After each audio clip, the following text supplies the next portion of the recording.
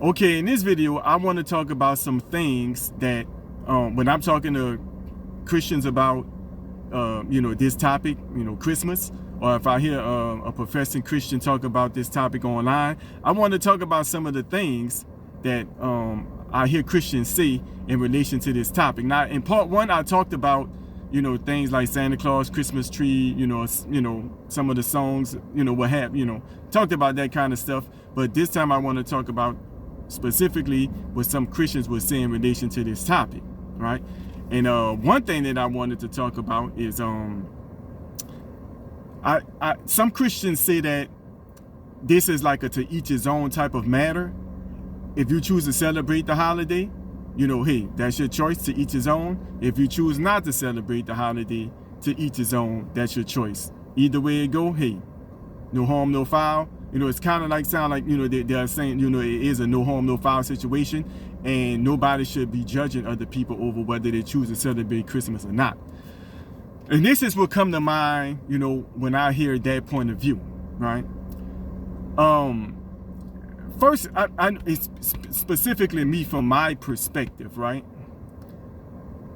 I think that people, instead of assuming that someone is automatically trying to judge the person who is celebrating Christmas, I think that you should try to understand their point of view, right?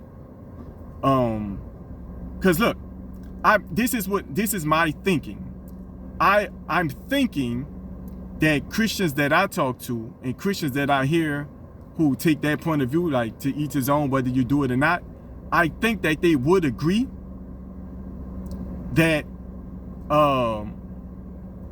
idol worship is wrong. And I know people would say they're not idol worshiping, but that's not where I'm trying to go. I think that they would agree with mixing bad pagan spiritual practices with God, with Christ, is wrong. Mixing idols with God, with Christ, is wrong. I think that they would agree with that. I think that they would agree that that is wrong. I think the thing that's being missed is that if you take the position that it's a to each his own type situation, I don't think that you're really necessarily viewing the bad spiritual practices and idol type of things that are mixed in with Jesus to form this holiday Christmas. Like I said in part one, Christmas is Christ blended with these bad pagan spiritual practices and traditions. Because if you take them away, you don't have Christmas. You have Christ standing alone on his own too, like he's more than capable of doing. So if you do take the position that is a to each his own situation, you will have to ask yourself, do you co-sign mixing idol worship, even if it's not your intent to idol worship? That's what they were doing, and it did get blend with Jesus to form this holiday, right? You will probably say you don't, and I think, like I said, you don't really agree with mixing idol worship or bad spiritual practices with God, right? But that's what Christmas is. So it's not as if somebody is necessarily trying to judge. It could be, and in my case, identifying like, wait, what is this? What is these bad spiritual practices? This song is singing about the praises of a tree. Who is Santa Claus? We got a whole bunch of songs about Santa Claus, and who is he? And I talk about who he is, in part one. I don't want to, re-go over that. But Santa Claus is an idol seemingly passed through different cultures under a different name, and here he's Santa Claus. So if you agree that we shouldn't mix bad spiritual practices, we shouldn't mix idol worship with Christ, that as someone who try to give the heads up to people about Christmas, that is what I'm saying when I say Christians need to be aware and stay away from celebrating this holiday.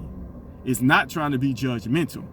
It's just that you may not necessarily look at these things as idols, even if they are. You may not have identified that this song is a praise song about a tree. This song is a song about some idol or some legend from a different culture. You may not identify that, right? But if you do, you can't just blow it off as, oh, it don't, according to who, it wouldn't matter. And would we do that with any other thing? or is it just Christmas? Because, like I say, and which brings me to my next point, it's something that people was just already born into.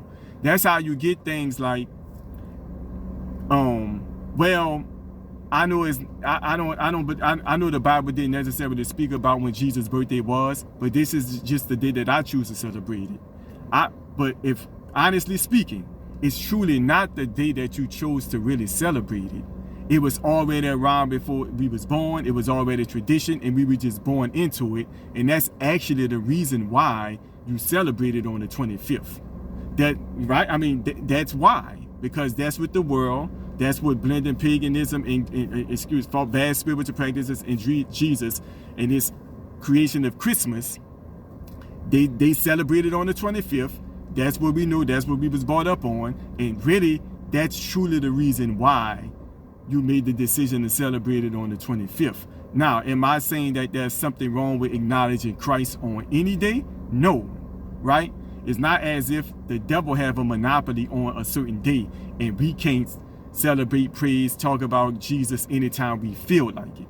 I'm not saying that, right? What I am saying is the practice of blending that bad spiritual practice with Jesus, which is Christmas, just shouldn't be celebrated whether it's the 25th, and it's because of blending the holy and the profane.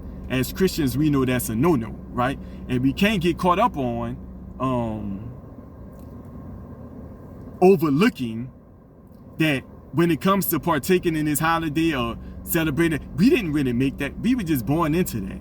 You know, we can't just walk into traditions blindly and just go along with it. We need to size up and examine what's going on here. And when you do, from an honest perspective, you start seeing the blending of the holy and the profane. And that's why, I know that's why me as a Christian, that's why I talk about it, is not to be judgmental or to finger point. Another thing that a Christian once told me in relation to this, they say, oh, well, Christmas, man, this is the time of year that you can really use it to help win people over to Christ. But my question to that is, and I like I say, I think Christians who celebrate Christmas, I think we are actually in agreement on this. We aren't to win people, and give me your opinion. I don't think that we should win people over to Christ by any means necessary, right? Because there will be certain things that you may even see going on with a certain Christian or somebody doing something at a certain place, and you may say, oh no, and I see that's going too far, that's out of line. Right? The thing, it would take me back to my original point. The reason why someone would say, as a Christian, this is a good way to win people over to Jesus. You can invite people to church, you can talk to them, this is a good way to help win people over. The reason why they would say that is because they haven't identified the holy and the profane being mixed to even form the holiday in the first place. Or they do, and they just overlook it and kind of push it to the side and just say, well, it's no big deal. But I ask that question again. To who?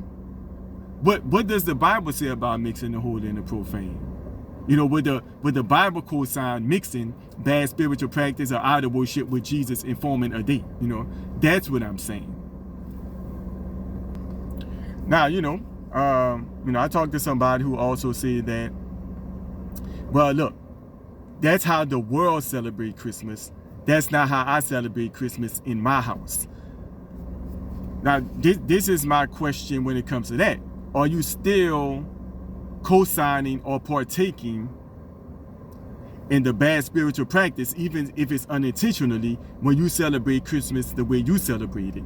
Are you still claiming Christmas, right? Because like I said, Christmas is mixing the holy and the profane and forming this holiday. That's what Christmas is, right? People may say, well, you know what? I just put a tree up in my house. I wouldn't co-sign it. I don't do Santa Claus at all, right? But are you still co-signing the holiday Christmas? Are people still coming to your house and seeing this tree up, this Christmas tree up, right? Because if so, look, the tree up is a Christmas. It's up for Christmas, right? I spoke about it in part 1 about how the tree worship was going on back in the day. They used to cut the tree down, bring it into their house, and you fast forward today, and you hear a song, a praise song about a tree. Christmas tree, oh Christmas tree. Read the lyrics. You hear is basically a praise song about a tree. Like I said in part 1, it can't be a surprise because the people who they got it from and blended it, they was in the tree worship. So I talk about in part 1 being focused on your own intentions, right? But it's deeper than you, because you can be co-signing something that somebody who's not, who hasn't come into the knowledge of the truth. You can be co-signing. You can be a stumbling block for them in this area. Even if they hear about some of the mixing of the holy and the profane when it comes to this holiday, if they come to your house and see you still partaking in some of the bad spiritual practice in relation to the holiday, it can be like a stamp of approval for them. They can be on the fence about it and say, you know what, it must not be that bad. Or they can just think, well, ain't nothing wrong with it at all. Such and such, they profess in Christianity and they still partake and they still co-sign and they still celebrate some of the stuff that people say has been blended with Christ in relation to the holiday. So, yeah, it's deeper than just our intent sometimes,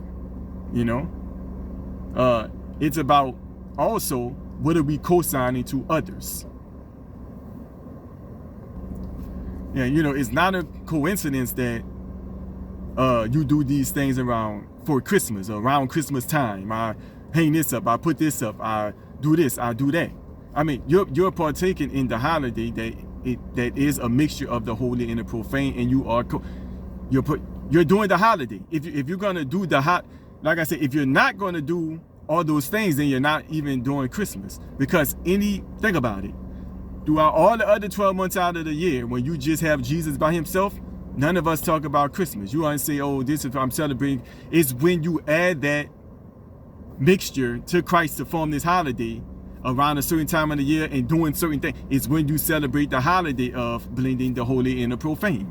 So if you're partaking in these things, you may be unintentionally still co-signing this holiday of blending the holy and the profane, which as Christians we know it's a no-no to do. It's not me trying to judge. I'm just trying to point out some things that some people may overlook when other people who are of the faith talk about why we shouldn't celebrate their holiday, co-sign their holiday, partake in that holiday. That's it. Don't mean any disrespect. Don't mean any offense. I'm not trying to finger point. I don't have an issue or a problem or dislike anybody.